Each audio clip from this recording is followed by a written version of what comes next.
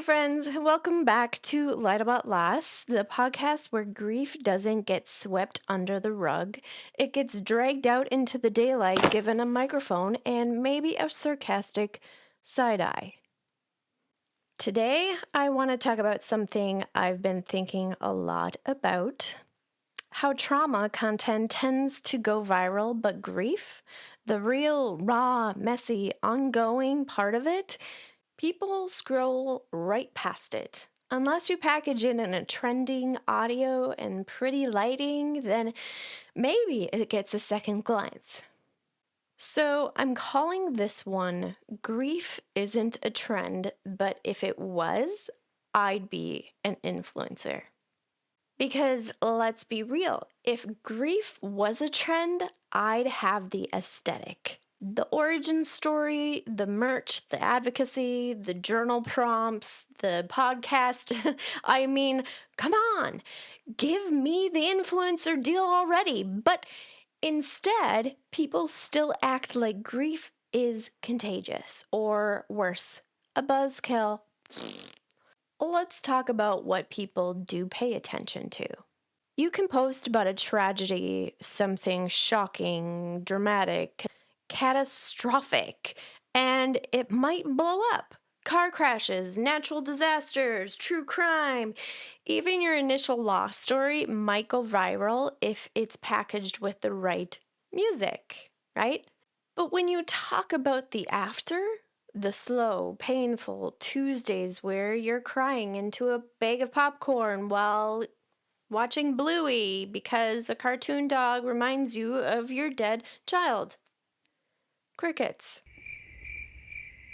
People love a before and after, but they hate the during. Because the during is uncomfortable. It's not tied up in a neat bow. It doesn't make them feel inspired. It makes them feel helpless. Or worse, accountable. Okay, but let's have some fun for a second, okay? If grief was an influencer niche, here's what I'd imagine. My Grief Girls starter pack would include waterproof mascara, noise-canceling headphones, a stuffed animal that smells like your child, and a folder of screenshots labeled people who don't text anymore.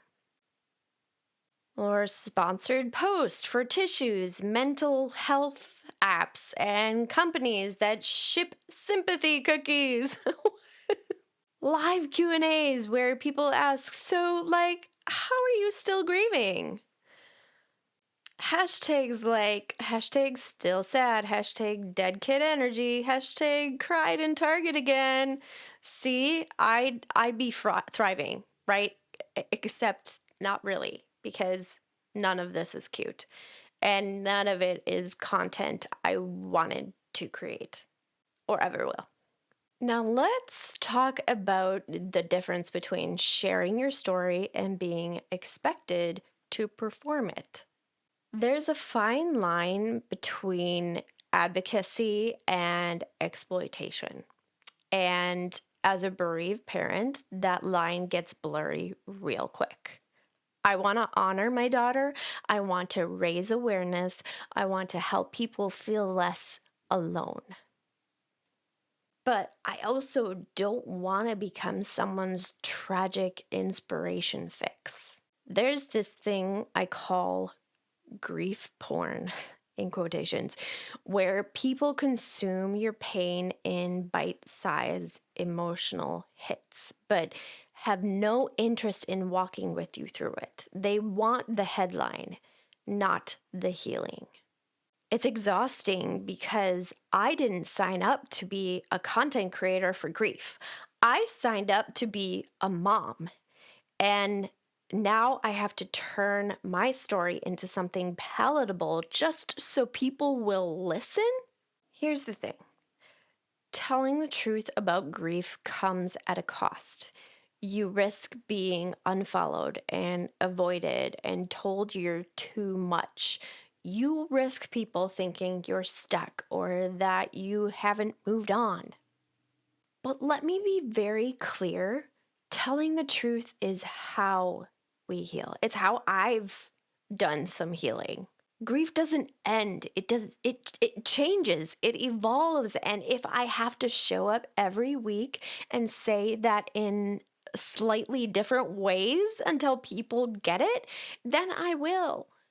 Because there is power in giving grief a voice. There is power in making space for what's real. Let's talk about the double standard for a second, okay?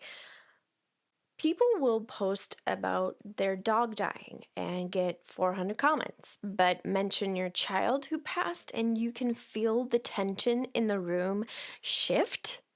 Someone talks about a breakup and they get flooded with support, but you post about how it feels to live without your baby, and people suddenly forget how to use the comment section.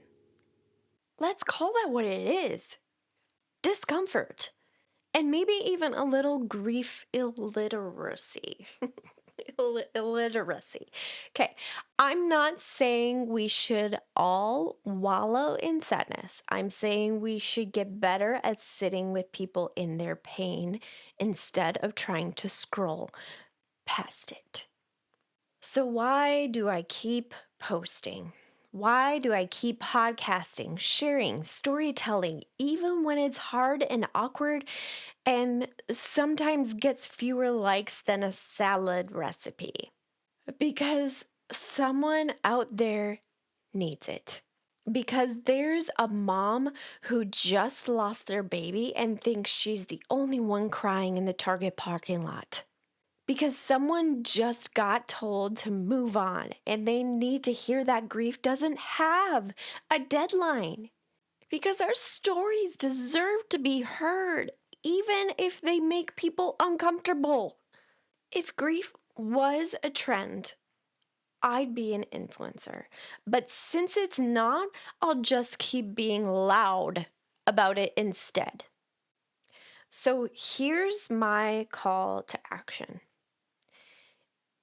If this episode made you laugh or cry or nod or feel less alone, share it.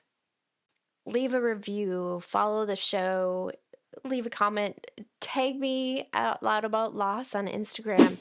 And most importantly, don't stop talking about your people. Don't shrink your story to make others comfortable.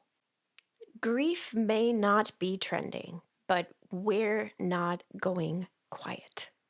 And if you're interested in hearing more episodes of this podcast, just search for Loud About Loss wherever you stream.